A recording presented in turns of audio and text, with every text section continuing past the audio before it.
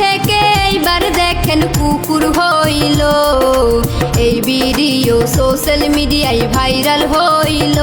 দেখলাম ভিডিওতে হাইরে কোটিপতি বাবার ছেলে কি কইরাছে, মানুষের রূপ সাইরা দিয়া কুকুর হইয়াছে সার্জারি করে।